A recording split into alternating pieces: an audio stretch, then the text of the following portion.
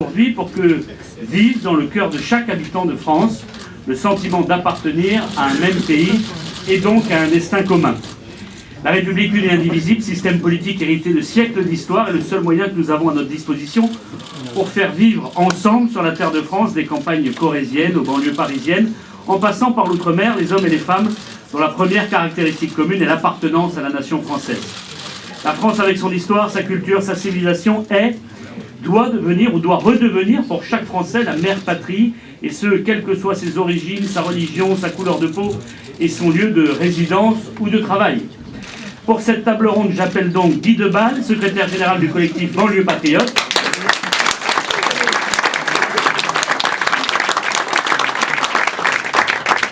Thomas Moulin, chef de projet en aménagement et membre fondateur du collectif Banlieue Patriote.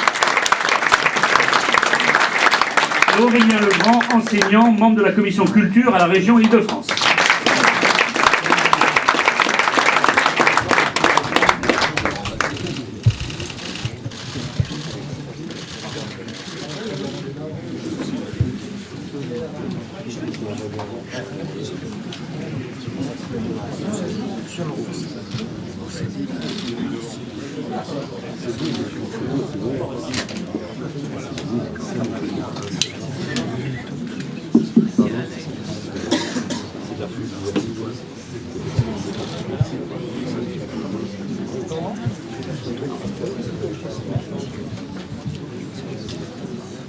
Mesdames et messieurs, bonjour. Donc je vais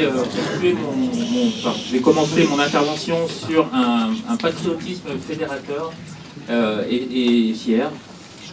Alors je vais parler mesures concrètes et je vais parler de mesures concrètes, mais je vais surtout parler de valeurs et de symboles, car au sein du collectif Banlieue Patriote, nous sommes arrivés à la conclusion que les valeurs et les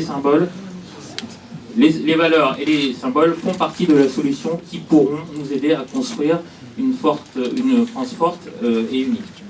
Donc le collectif Banlieue Patriote a, dans sa conception originelle, dès le départ, porté l'idée de favoriser le retour du patriotisme. D'un patriotisme, comme je le disais, fédérateur, inclusif, qui, selon nous, fait cruellement défaut dans une société affaiblie par 30 ans de laxisme et de trahison de nos élites.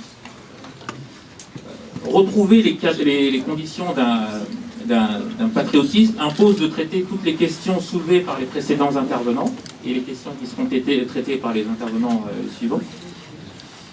Les questions de l'immigration, bien évidemment, les questions de politique étrangère, du respect des principes de l'autorité de l'État, etc.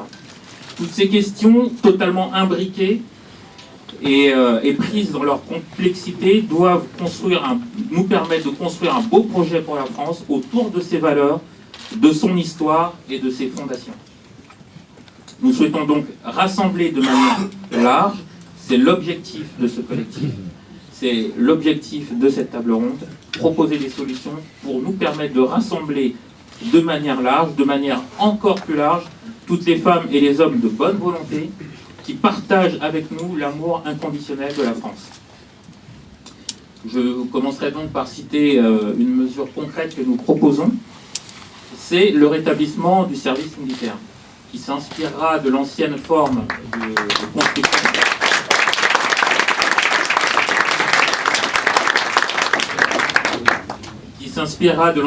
conscription.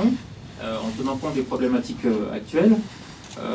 La suppression du service militaire en 1997 a privé, selon nous, la jeunesse française d'un formidable projet collectif, vecteur de patriotisme et de valeurs communes. Nous souhaitons restaurer cet outil indispensable à notre avis.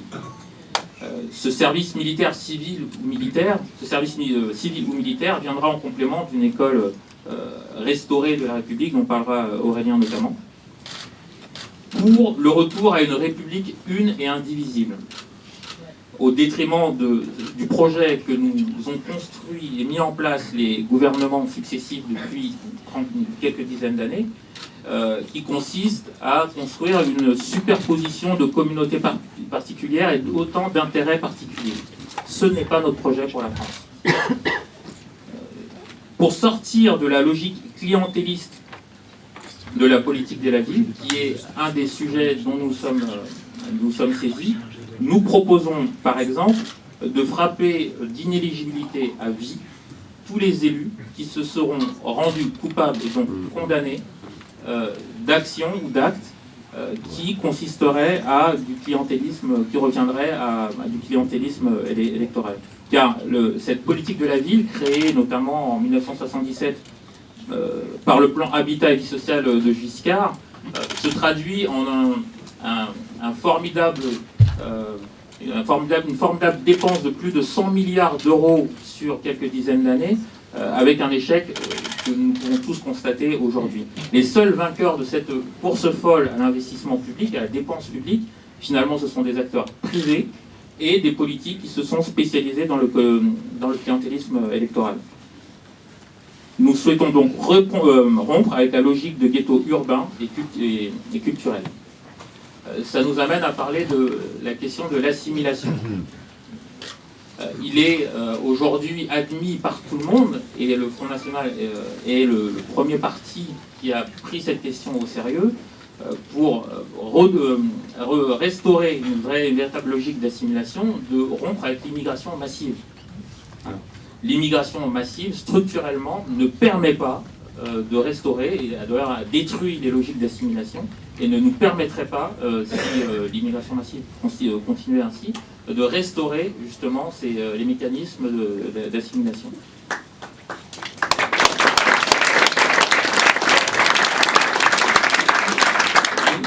Nous souhaitons, pour construire ce patriotisme fédérateur, généraliser la prise en compte des actes de bravoure et les efforts d'assimilation à la nation française, avec pour objectif, toujours là encore, de décommunautariser et surtout réunifier la France.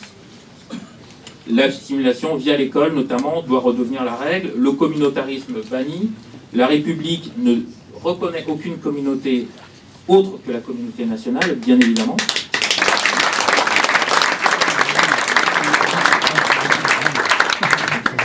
Notre message est définitivement un message en rupture du discours de toutes ces associations qui s'identifient comme dépositaires de causes faussement humanistes, alors qu'elles ne sont bien souvent que des coquilles vides et parfois des agents d'un prosélytisme communautaire. Pour lutter contre les communautarismes, la France doit renouer avec l'ordre républicain, le respect de nos valeurs, des lois et de la justice, mais la France doit aussi renouer avec un projet de société permettant à tous de vivre en paix et en commun. C'est vraiment le cœur de notre travail.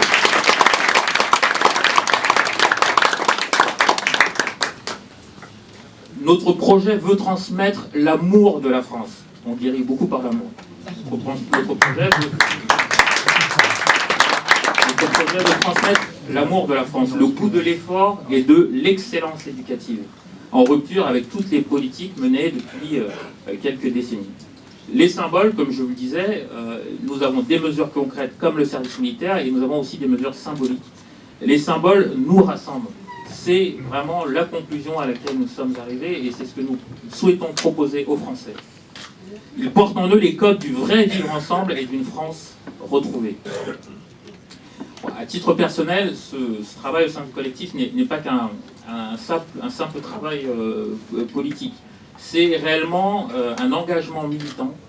C'est le chemin que nous souhaitons proposer à nos compatriotes pour renouer avec une France qui a toujours été au grand rendez-vous de l'histoire, en permettant à des hommes et des femmes de partager son destin de la plus belle des manières. J'ai passé 10 ans au Parti Socialiste et je peux sincèrement dire que s'il y a un endroit où on l'en apprend... Quelle horreur.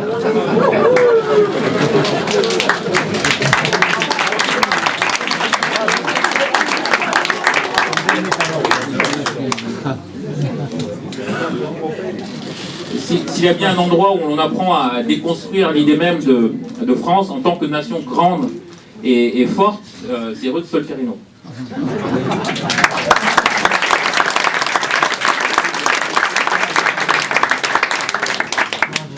Et d'ailleurs, je dois dire que je me suis engagé en politique de manière tout à fait inopportune et comme beaucoup de Français, aujourd'hui, je me suis engagé pour combattre par procuration le Front National Comme généralement, quand vous discutez avec des Français, nous ont décliné sur le fond. Souvent, ils sont d'accord avec vous. Souvent, ils sont d'accord avec vous. Simplement, voilà, on leur a appris à combattre le Front National. Donc, ils combattent le Front National par procuration. Donc, c'est pour ça que le travail au sein de ce collectif, le travail que nous réalisons, est un travail de pédagogie essentiel. D'ailleurs, notre maître mot, c'est pédagogie. On combat le Front National par procuration et on le rejoint par amour pour la France. Voilà la vérité.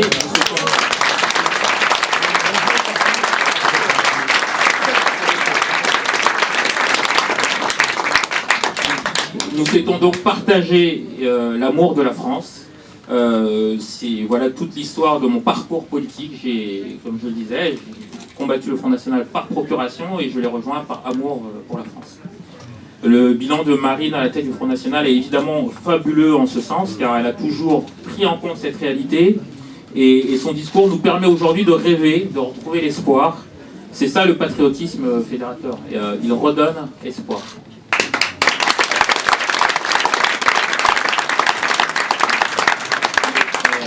Il reste évidemment beaucoup de travail pour dénoncer ceux qui ruinent notre pays et qui le divisent en communautés et qui se maintiennent au pouvoir par la ruse. Mais nous sommes ambitieux et notre travail payera, nous en sommes absolument convaincus. Le collectif Banlieue Patriote est bien évidemment motivé et poursuivra ce travail afin de mettre la France sur la voie d'une souveraineté retrouvée, pleine et entière. Je vous remercie.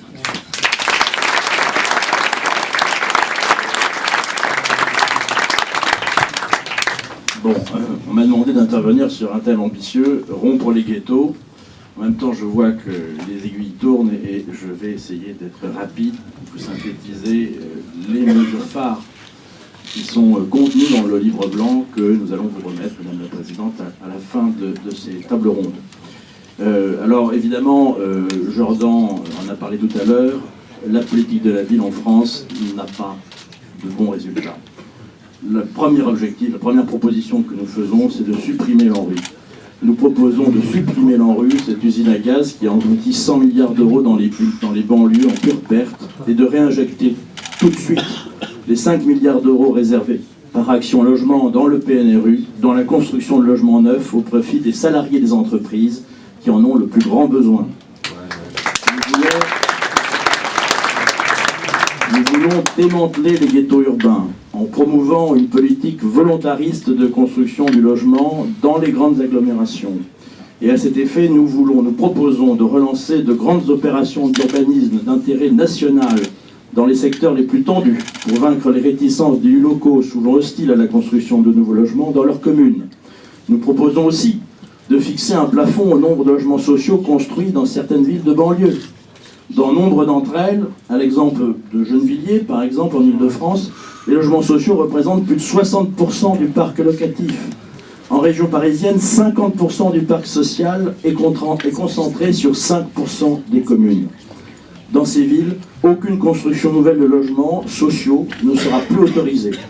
Ailleurs, les logements sociaux ne pourront dépasser le seuil des 30% sur le territoire de la commune. Nous proposons également d'augmenter le taux de la taxe sur les logements vacants, logements restés sans occupant sur une période d'au moins 2 ans, dans les communes de plus de 50 000 habitants, afin de la rendre plus dissuasive. Nous proposons de supprimer le droit au logement opposable, le DALO, et lui substituer un droit prioritaire au logement pour les moins de 25 ans. L'échec du DALO est aujourd'hui patent en France. Sur les 150 000 ménages dont le relogement a été reconnu prioritaire et urgent entre le 1er janvier 2008 et le 30 juin 2015, 55 000 restent encore à reloger. Qui plus est, les relogements réalisés principalement par les bailleurs sociaux ont pour effet d'accentuer les phénomènes de ghettoisation dans les banlieues. Face à la difficulté de se loger des jeunes, il faut lui substituer un droit prioritaire au logement des moins de 25 ans qui devrait être inscrit dans la Constitution, afin de garantir un toit à tout jeune Français pendant ses études et jusqu'à l'entrée dans la vie active. Face au manque de logements étudiants. Aujourd'hui, on en compte 375 000 pour près d'1,6 million d'étudiants. En France, il y a des besoins criants. Or, l'échec gouvernemental en matière de construction de logements étudiants est malheureusement frappant. En 2014, sur 2241 places proposées, seulement 1900 ont été livrées. C'est dérisoire. Nous proposons également de faciliter l'expulsion des familles à problème et des squatteurs. Donner le droit au propriétaire de visiter son logement une fois par an. Faciliter les expulsions en confiant à des magistrats non professionnels le soin de les prononcer. Le trouble à l'ordre public deviendrait un motif de résiliation automatique du bail d'habitation. Et enfin, et surtout c'est important, rendre obligatoire le recours à la force publique dans le délai de 2 mois suivant la saisine du propriétaire, se prévalant d'une décision de justice prononçant l'expulsion. Nous proposons également de soutenir les services et commerces de proximité qui sont indispensables au lien social. Aujourd'hui, malheureusement, dans mon expérience professionnelle, je m'aperçois qu'on construit, on renouvelle les erreurs du passé et on arrive à construire des programmes de logement, de plus de 500 logements en région parisienne ou dans de grandes agglomérations, sans aucun commerce de proximité. Et après, les gens, on s'étonne qu'ils fassent les achats sur Internet. Il n'y a plus de lien social, il faut aider à le reconstruire. Nous proposons à ce titre de tripler l'enveloppe des crédits du FISAC pour venir en aide aux services et commerces de proximité et de geler les autorisations commerciales de plus de 1000 m² en France pendant 2 ans.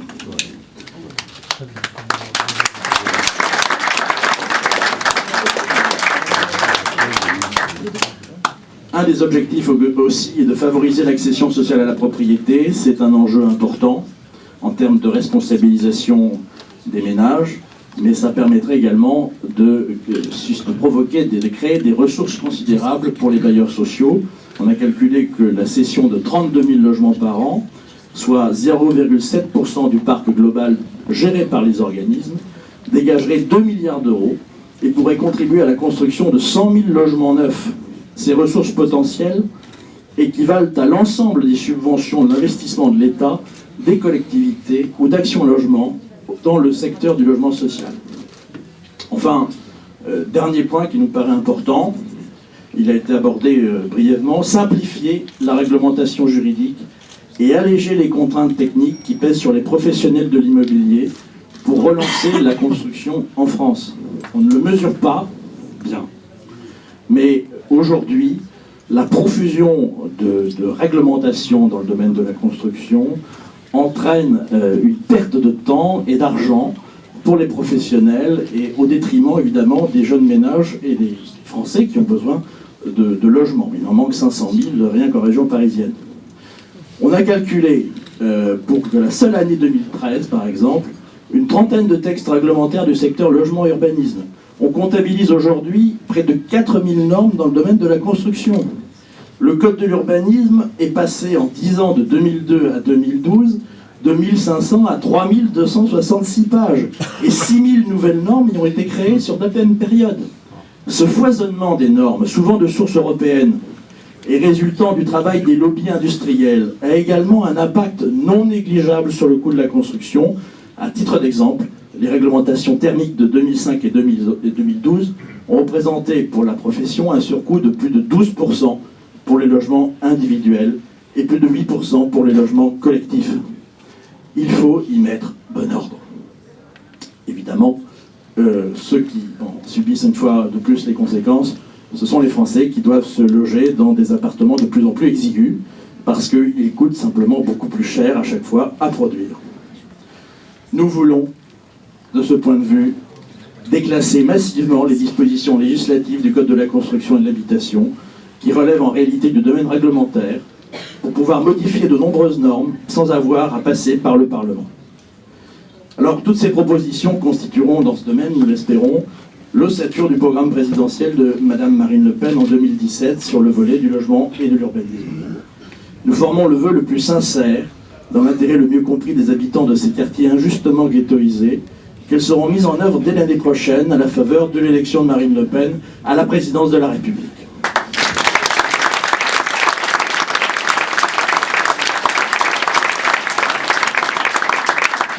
juste conclure en disant que le 14 juillet dernier, j'étais avec mon fils sur la promenade des Anglais à Nice pour regarder le feu d'artifice. Mais je voulais vous dire, Madame la Présidente, que la France aujourd'hui est lasse des politiciens bravaches qui décrètent l'état d'urgence, mais sont incapables de protéger leur population. Notre pays a besoin de réformes de grande ampleur. Et nous comptons sur vous.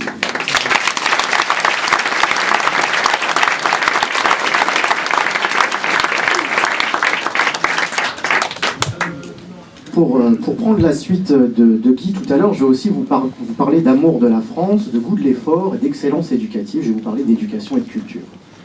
En effet, si l'objectif d'une France apaisée passe obligatoirement par une réforme profonde de la politique sécuritaire et judiciaire, nous en avons parlé tout à l'heure, ce seul axe sécuritaire ne suffira pas à résoudre les problèmes de nos banlieues.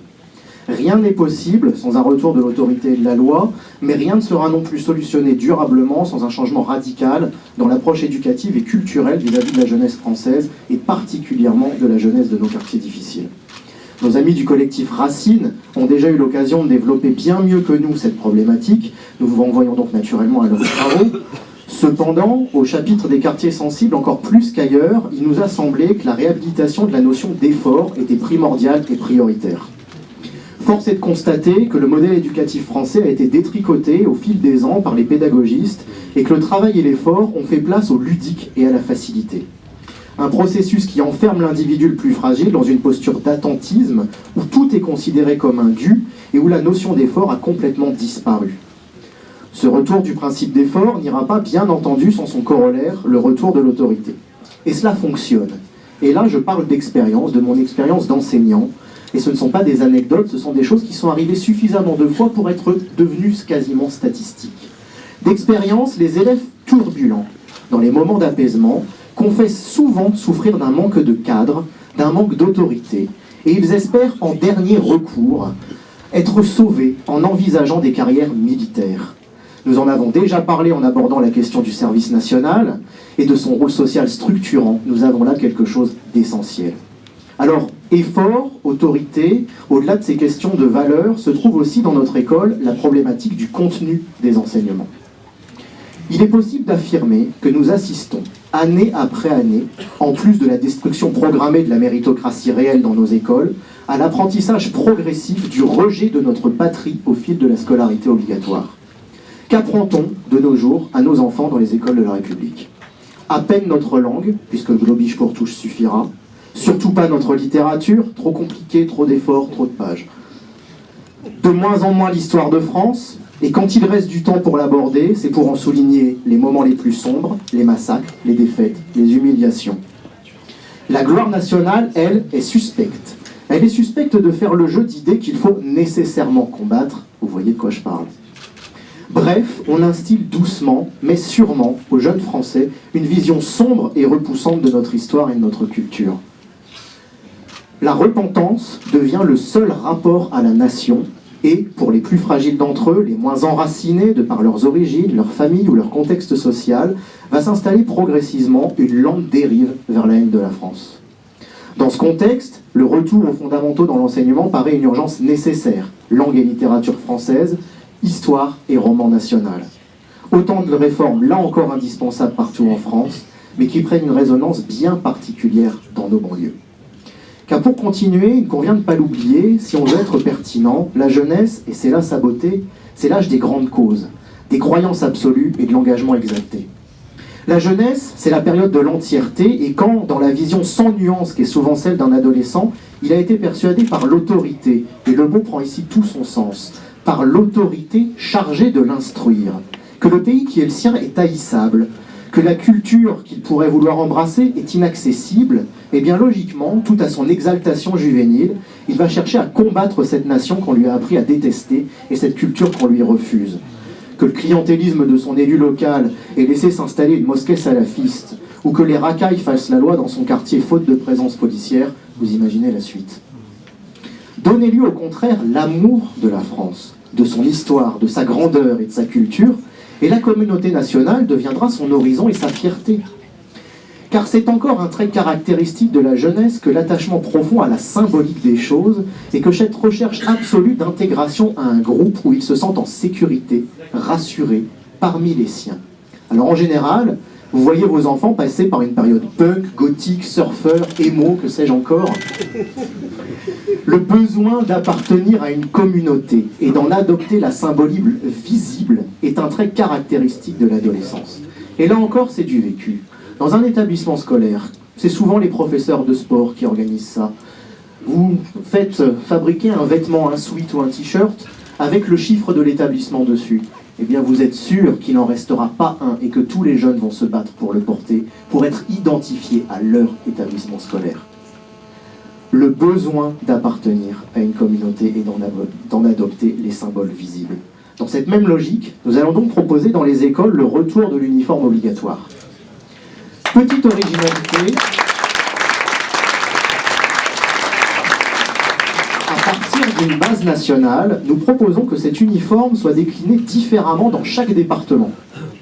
En partenariat avec les conseils départementaux, l'État initierait un concours décentralisé dans chaque département pour les étudiants en design, en mode, en art, etc. Et ce sont les jeunes qui votent ensuite sur Internet. Il s'agit ici de valoriser l'identité de nos territoires et le savoir-faire local, puisque l'uniforme serait idéalement fabriqué par des entreprises locales et bien entendu à minima françaises.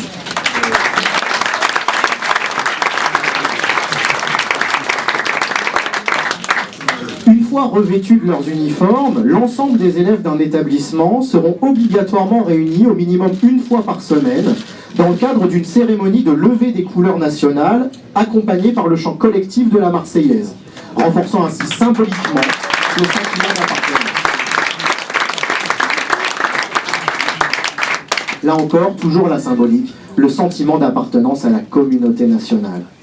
Pour passer du symbole à l'action, un module Agir pour la France sera mis en place dès la classe de 3e.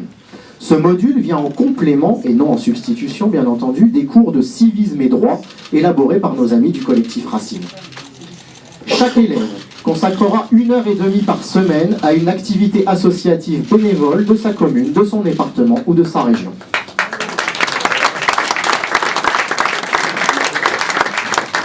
Cette activité, il en rendra régulièrement compte et elle sera pleinement intégrée à son bulletin de notes. Pour garantir le succès de l'opération, l'État devra inciter les collectivités territoriales à faire de la prise en charge d'au moins un élève par les structures associatives une condition sine qua non de l'octroi d'une subvention. Parlant de subvention, nous en arrivons au dernier aspect de nos propositions, un changement important de logique dans ce domaine. En effet, si l'école est le creuset de la formation de l'individu, elle n'est pas exclusive et la personnalité du futur citoyen se construit également dans son environnement culturel et social. En ce sens, les politiques publiques de subventionnement sont primordiales. En effet, elles contribuent à la définition de la nature de l'offre associative disponible, notamment culturelle. Et il est possible d'affirmer que l'offre culturelle actuellement majoritairement proposée dans les quartiers sensibles est globalement excluante et constitue en soi un enfermement dans une sorte de ghetto culturel. Dans un quartier sensible, le tissu associatif propose majoritairement des ateliers de rap, de danse hip-hop, de street art ou des ateliers communautaristes. Argument, c'est ce que veulent ces jeunes, c'est leur culture, leurs origines. Nous pensons au contraire qu'il faut proposer d'autres perspectives, que l'on ouvre les esprits à autre chose, notamment à la culture classique et patrimoniale et aux bases communes de notre culture nationale. C'est là que se trouve la véritable évasion pour ces jeunes, la découverte d'autre chose. Une découverte qui vous sort de votre quartier, qui vous amène dans d'autres lieux, dans d'autres milieux et qui, in fine, vous inclut dans la société.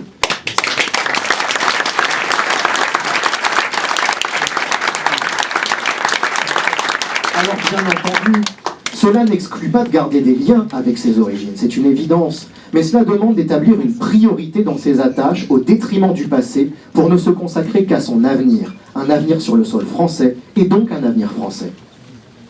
En définitive, et en guise de conclusion, si on reprend le fil de mon propos, de l'enseignement des fondamentaux qui inclut dans la culture et l'histoire nationale à un certain nombre de mesures certes symboliques, mais loin d'être anecdotiques compte tenu des caractéristiques de l'âge et de la nature du public concerné, et visant à renforcer le sentiment d'appartenance à la seule communauté qui vaille, la communauté nationale, si on fait donc l'inventaire de ces différentes propositions, il est possible de dire clairement qu'un des chemins menant vers une république apaisée passe immanquablement, que l'on parle d'éducation ou de culture, par plus de France dans nos quartiers. Je vous remercie.